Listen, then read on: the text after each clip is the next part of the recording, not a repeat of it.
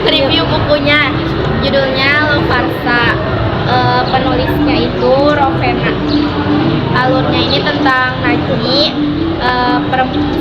seorang perempuan yang bernama Najmi yang ditempati di sebuah firma hukum terkenal. Terus udah gitu teh dia teh apa sih, kayak sama orang tua itu dijodohin gitu sama si kandidat yang kandidat terpilih yang namanya itu Aditya Lovarsa gitu. Terus mereka tuh jadi saling dekat. Oke, terima kasih. Assalamualaikum warahmatullahi wabarakatuh. Di sini aku mau mereview buku yaitu The Seven Wings of Winter atau 7 Salib Indonesia. Ini ditulis oleh Indonesia dan diterbitkan oleh PT Anak Media Cakrawala. Buku ini menjelaskan tentang 7 pemuda pramuka yang ingin membahas dirinya pada sebuah yaitu Pak Daniel. Pak Daniel itu mahasiswa di SMA Garuda Muda. Dia tuh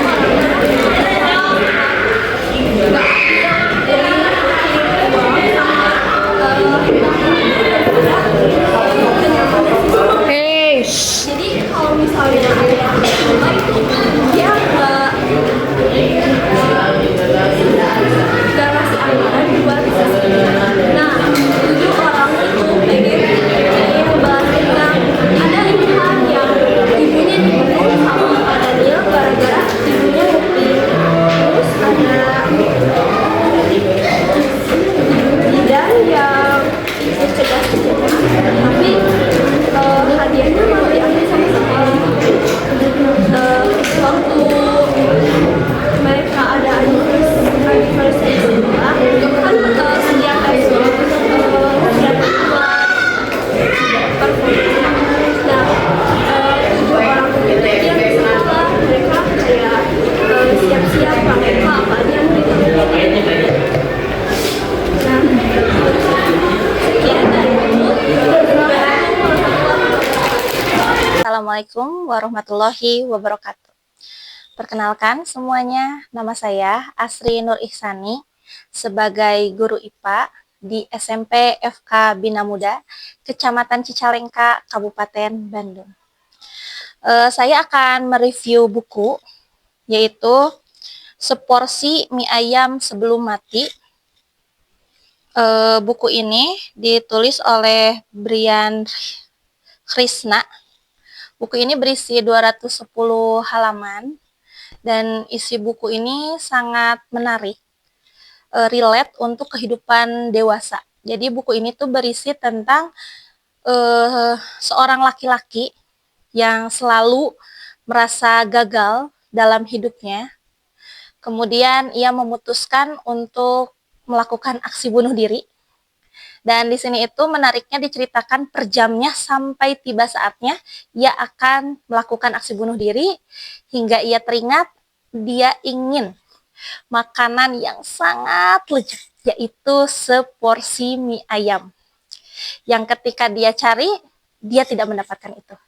Dan akhirnya aksi bunuh diri yang telah ia rencanakan sebelumnya gagal total. Dan di situ dia kemudian dihadapkan pada kejadian-kejadian yang dia tidak pernah duga sama sekali, dan itu membuat dia tersadar akan kehidupan, akan kegagalan yang selama ini sepertinya gitu ya, kegagalan dia belum seberapa, kesulitan dia belum seberapa, dan ia menemukan makna hidup dari perjalanan-perjalanan yang ia lewati terus-menerus. Dan buku ini itu cocok dibaca untuk kalangan remaja sampai dewasa ya, karena ini ya maksudnya untuk psikologi remaja dan dewasa ini sangat sesuai gitu. Apalagi apabila yang membacanya sudah dewasa seperti saya, ini sepertinya oh ini tentang makna kehidupan. Dan di cerita ini juga akhirnya ia tidak memutuskan untuk tidak melanjutkan keputusannya untuk bunuh diri lagi, dan ia melanjutkan kehidupannya dan lebih berpikir positif lagi tentang makna dari kehidupan. Kesimpulan dari kisah ini ya, Sebenarnya saya ambil dua kesimpulan kalau dari subjeknya, dari orangnya ini sebagai pemerannya, itu adalah kita memaknai kehidupan itu jangan selalu buruk sangka gitu. Kita harus berbaik sangka, dan setiap kegagalan belum tentu itu adalah cara Tuhan untuk menghukum kita, tetapi bisa jadi itu cara Tuhan untuk membuat kita terus belajar dan berkembang. Ada lagi satu pelajaran itu dari lingkungan ya, karena dari kisah ini tokoh ini yang jadi tokoh utama ini dia mendapatkan banyak kegagalan, tidak support, itu kan pertamanya dari keluarga, dari lingkungan, dan kita sebagai orang yang ada di lingkungan, baik itu lingkungan sekolah, lingkungan masyarakat, jadilah kita mau jadi seperti apa sih? Kita mau jadi manusia seperti apa? Apakah kita mau jadi manusia yang seperti hewan, mengikuti hawa nafsu, atau kita mau menjadi manusia yang seperti iblis, penuh tipu daya, atau kita mau menjadi manusia yang bisa memanusiakan manusia. Terima kasih, saya Asrinul Ihsani, pamit. Assalamualaikum warahmatullahi wabarakatuh.